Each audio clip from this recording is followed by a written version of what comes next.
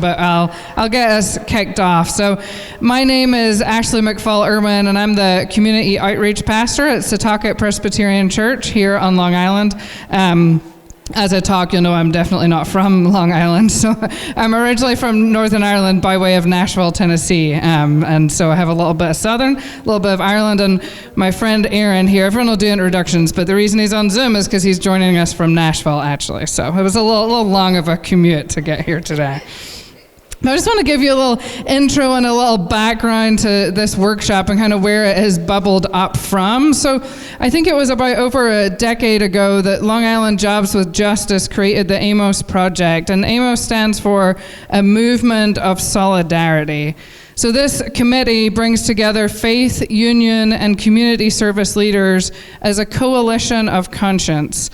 And the hope is to educate, organize, and advocate for economic justice and workers' rights on Long Island. So Dick, right here, Dick's one of our panelists, and Dick's been involved with us from the beginning of AMOS, correct? Yep. So and Dick will talk a little more about that committee and their work during the panel. But in recent months, several faith leaders brought together through AMOS have come together to form what we're calling the Faith Engagement Group. And several members of that group are here today, and we're in the very early stages of strategizing, of dreaming, and learning together with the hope of building a faith-based justice network here on Long Island that would have deep roots, that would help in campaigns as AMOS has done, but would also go a little deeper at that and building community for that long-term change here on Long Island. So today we're here to discuss that, to hear stories of partners in the work here on Long Island, in New York City, and beyond.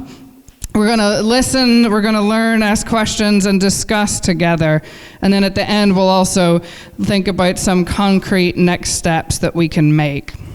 So I'm going to pass it along to my colleague here, Kate, who will help us introduce our panelists.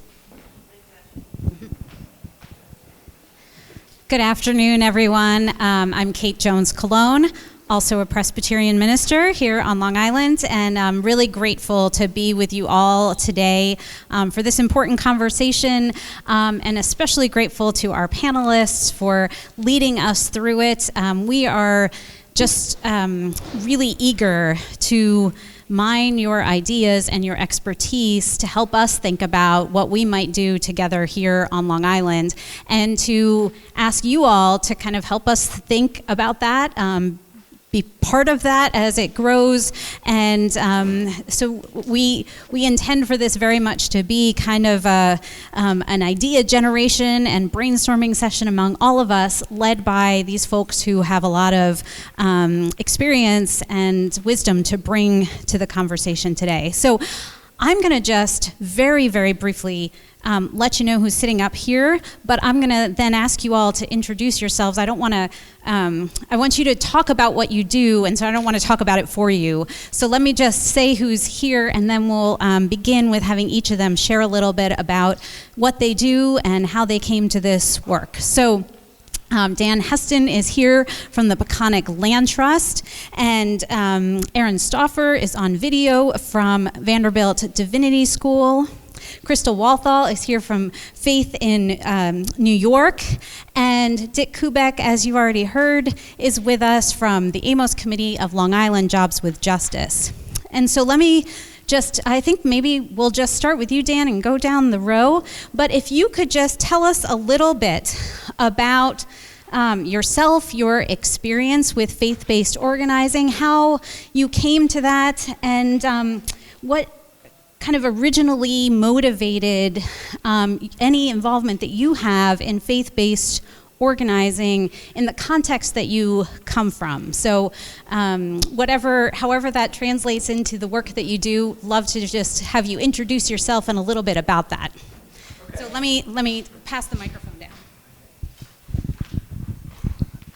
Okay, mine might be easier than everybody else's here, and I'm going to tell you why. So I work for Peconic Land Trust, which is a nonprofit that protects open space and farmland.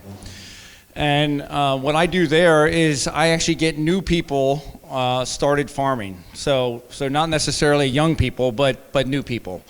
And so we have probably about 500 acres that we have 32 different farm operations on, and I teach those people how to farm.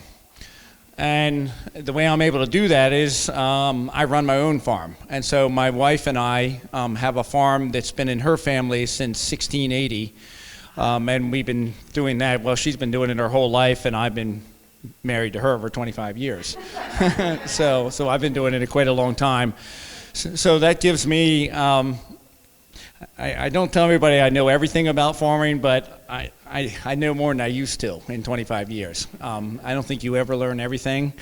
But the reason I'm here is because, so I do teach this farming program. So here at the Sisters, they have 211 acres here.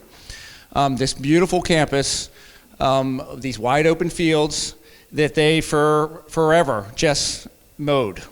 And we were hired, the Land Trust was hired in 2016 to come help preserve parts of it and also find farmers to do a more sustainable operation on it. And so I kind of came out of nowhere, and actually I was a little disappointed. Sister Karen was in charge of this whole thing, and she's, for those of you who don't know, she's the bomb. I mean, she's awesome. I kind of miss seeing her today, but we started with her, and we preserved the first 27 acres with the county. And the way this program works is when you have land with it has a certain number of rights, and if you take away some of those rights, then of course it makes the land worth somewhat less, and it also makes your taxes worth less, and you get paid for this. And in this case, we sold development rights to the county, and the county paid for those development rights, but the land they took that right to development away. So forevermore, the land that we preserve won't have residential development on it. It'll only be allowed, agricultural use will only be allowed. So that was what they wanted to do. But with that, you have to, because it's an agricultural type easement, you have to find farmers. So that's where I came in, and much to my kind of amazement, there was a lot of interest. And so I reached out in the community here all over the island, and we were flooded with applications. And so we got the first farmer started, set up irrigation systems, set up the fields, brought equipment in, we cover cropped, we just basically set the whole thing back up into a farm again. And so here it is, 2022. The farmers are going, they've already hired a replacement for me, was my recommendation, and so we've kind of stepped back now, and so I just kind of come in here for stuff like this. So that's, but it's been great. It's been great working with the sisters. I will say I'm actually a Presbyterian. I grew up Presbyterian, and it's what a lot of fun to get to know everybody here, and what a great campus and what a great group. So I will say that much. So I'll pass it on. Good afternoon, everyone. My name is Crystal Walthall. I'm the Executive Director of Faith in New York. I've been with Faith in New York for 8.5 years. I've been Executive Director for 3.5. I hail from Brooklyn, New York. Today I came from Yonkers. What brought me to this work? Was being a black child growing up in East New York, Brooklyn.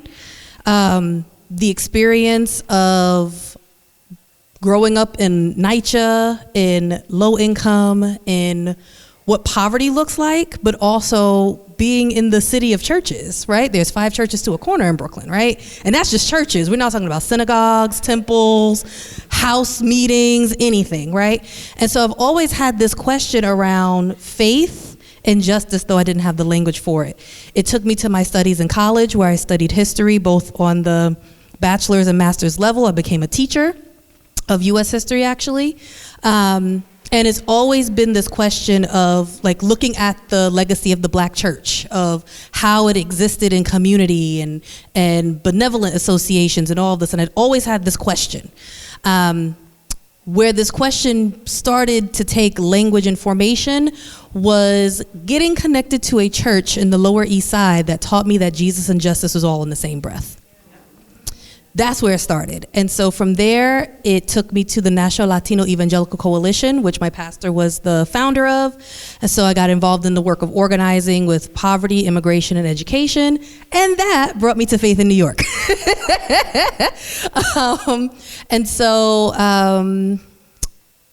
I stay in this work because I believe in liberation. I believe that no one is free until everyone is free. And that we got a lot of work to do, and there's power in doing this from a place of faith. It's my faith that brought me here, and I believe that it's our collective faith, whatever that tradition is, that can help get us free. So that's it. Yes. Aaron, can I ask you to go next? Oh, good afternoon. Can you all hear me? Yes. All right, good. Well, it's good to be with you all, even virtually. Thank you, actually, for inviting me to be a part of this wonderful panel. Just good folk in the room and talking with y'all. I work at Vanderbilt Divinity School at a program, the lead staff person at a program called the Webb and Cook Program in Religion and Justice at Vanderbilt Divinity School, and I also direct the online learning program here at Vanderbilt Divinity School. I have a long history of IAF organizing and then interfaith organizing, particularly in the South. For about 5 to 6 years, I directed an anti-Islamophobia program down here. But I did that, as part of it, I was always kind of back and forth between New York. I went to Union Theological for my MDiv and then for my PhD. The work I do now, really, I think is best. Part of what we're always trying to do is work with faith leaders, clergy, and organizers to bring along their institutions, their organizations in line with what's broadly called the solidarity economy, the cooperative economy. A lot of the work that we do, particularly in the South, maybe it's similar up there for you all too, folk feel isolated. This work is hard work. It's not just that they need resources to help their congregation understand how their faith compels them and propels them into justice work, broadly speaking, specifically into work in the economy, into building economic power. They also need a community to accompany them and walk together with them. People feel generally over-resourced in terms of Bible studies and underconnected in terms of a community to work and organize with. So the primary work that I'm doing right now is what's called these solidarity circles. And these are virtual peer networks of clergy, faith leaders, and organizers that teach them about the solidarity economy, connect them to each other, and then train them in basic organizing practices to how to go about moving their institution one step at a time in line with the solidarity economy. So, I mean, I'm an ordained pastor of the Presbyterian Church. I had to do the hard work of convincing my presbytery about why this work is ministry, so it's a validated ministry. And that was good work for myself to sort of articulate that. Yes, it's clearly ministry, right? But how do I convince you all that it's actually ministry? So that was my faith doesn't just bring me into this work; it sustains me here, and it's the work about listening to the Spirit move us closer together and deeper in solidarity together.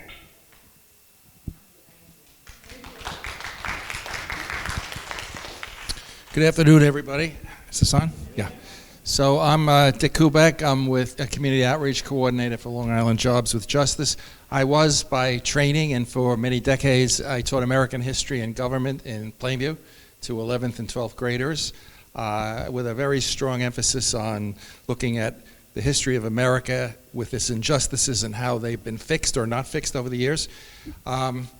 And my parish, Catholic parish, at the time, in the 1990s, housed the director of Catholic Charities, Monsignor John Gilmartin. He offered me a job, and the job was like what I was teaching. He said, would you want to go out and become the public policy coordinator for Catholic Charities? Because this is what we're doing. We're using Saul Alinsky's community organizing model to organize the parish outreach centers. There were over 110 of them at the time, to not only deliver food and other forms of charity, but to ask why they are delivering food and other forms of charity, and to look at the structures and then work as advocates to change the structures so, as John Gilmartin used to say, so we can put ourselves out of business as a charitable organization. That sounded like pretty cool. So, so I left teaching and I did this work that was so successful it made the diocese nervous. Because we were really organizing people to develop their own agenda at the parish level. So, for example, my parish, which is in one of the poorest communities on Long Island, Wyandanch, when you ask, why are you coming for food, and you begin to hear, because I can't pay the rent, that begs the question, why can't you pay the rent? Because we don't have affordable housing, so let's advocate for affordable housing. So this made some of the diocesan leaders uncomfortable, and so I wound up at Jobs with Justice doing the same work. Here I am. You're getting, what is it called, swag, when you go to a conference and you get things to take home? Is that swag? So you're going to get swag. So instead of death by PowerPoint, you're actually going to take something home. So I'm just going to spend a few minutes. You have a little handout, a little packet here called How to Preach a Justice Sermon. So what we did back in 2015 at Jobs with Justice is we had 9 focus groups of faith leaders, both ordained and lay, and we asked them, why is it so damn hard to, we didn't say damn, why is it so hard to do this in the faith community? Why is it so hard in a very conservative suburb? And they told us. And then we said, well, is there a way to do this, to resonate? And so out of the wisdom of, there were about 70 of them that eventually participated in these focus groups, came this packet, which I'm not going through, but you might have some fun looking at the sections, if you look at content, where this is the wisdom of our focus group participants. They told us, how to preach, how to deliver the sermon, how to follow up on the sermon. It's really good stuff. But I just want to focus on, why is it so difficult? So if you flip over to page 4, one of the participants was a priest, Catholic priest, and here's what, I never forgot this. Here's what he said, it's quoted in here. He said, could we begin by recognizing that most of the people in the pews on Long Island don't want to hear what we have to say about economic justice? It's a good place to start. And so that said to us, well, what is it that we're saying that's so offensive? And we drew from many good sources, but the source that the group really felt most comfortable with was the Catholic bishop's pastoral letter in the 1980s about economic justice. And you'll see the basic principles there of what it means to be a just society. And as the clergy and the lay were talking to us about why it's so hard to do this, and we were looking at the principles, and think of yourself running for office on Long Island with these principles. This is your platform for election to the State Assembly on Long Island. That the economy exists to serve people and not the other way around. That's a winner. That economic life should be shaped by moral principles and ethical norms. That economic choices should be measured by whether they enhance or threaten human life, dignity, and rights. That a fundamental concern of a just economy must be support for the family and the well-being of children. That the moral measure of any economy is how the weakest are faring. Is that a winning platform? This, again, this came from our folks who really want to do this. And again, these were the Catholic bishops, but I think it resonates with any progressive person of faith of any denomination. That same year, we had Jim Wallace. Do you all know Jim Wallace from Sojourners? He was our keynote speaker at this conference in 2015. And he said, economic justice most simply is putting things right again, repairing and restoring broken relationships, everything that makes for people's well-being, security, especially making things right for those who are poor and oppressed. God's economy is where there is enough for all, and we just have to share what we have. Another winning platform. So we asked our participants, why is this so hard? And this is what they told us. We go to the next page. This is what they told us. And basically, this is not news to any of you. This vision is countercultural. This is basic, 101, what people don't want to hear on Long Island. Our culture is based upon what you can get for yourself, how successful you are, how the material wealth you've amassed keeps amassing. It's not about helping people who are weak. And our clergy said, this is what our people come in with. This is their mindset. And they accept this. This is their idea of success. And they were telling us that when you don't succeed, primarily issues like poverty are considered urban. So it's really hard for them to talk and preach about this stuff because it's a city problem. And if we have it here, it's because those city people came out here. It's really not us. It's not who we are as Long Islanders. They also told, this was kind of sad, they told us that, particularly in their outreach centers, and this was in 2015, not that long after the Great Collapse, the Great Recession, that many of the people that they preached to, middle-class people, were denying their own need. If they were, the workshop this morning, if any of you were there, I was saying that the baseline to pay your bills on Long Island is $100,000 now. So if you're having trouble, you don't talk about it because we're all supposed to be successful. And this is what they were telling us. This is what people think, and they don't want to be told differently from the pulpit. And also, very important, they told us that their congregants see religion as a very private journey. They don't see it as connected to society. And they even think, with the concept of church-state separation, that they're not allowed to connect their faith with what they're doing. It's illegal, which is not true. And then the last thing, and this is really powerful, particularly the clergy in the workshops, they said to us that their time is totally consumed by this individual journey of their congregants. They have to deal with, one guy who hates his mother-in-law. They have to deal with somebody else who has to bury a sister. They have to deal with personal issues of raising children. It's all personal. They really don't want the societal issues to be intruding on their lives. I've used this example many times, but when my brother when I went to Catholic Charities, he said, "What are you doing there?" And I said, "Well, we're going to be talking about faith and politics, faith and justice." He said, "You're mixing religion and politics?" I said, "Yeah." He said to me, "Well, what you're really doing is intruding on my 1 hour of peace a week. I go to Mass for peace and quiet, not for all this commotion." So we have organized, you have a yellow sheet with a list of what we've been doing, and we've done some good stuff, and I'll end with this. The good stuff we've done is like campaign-oriented. We come in with faith-based people, willing to make change, to work for, let's say, the Green Light Bill. We had lots of faith people getting immigrants the right to get a driver's license, and then they withdraw.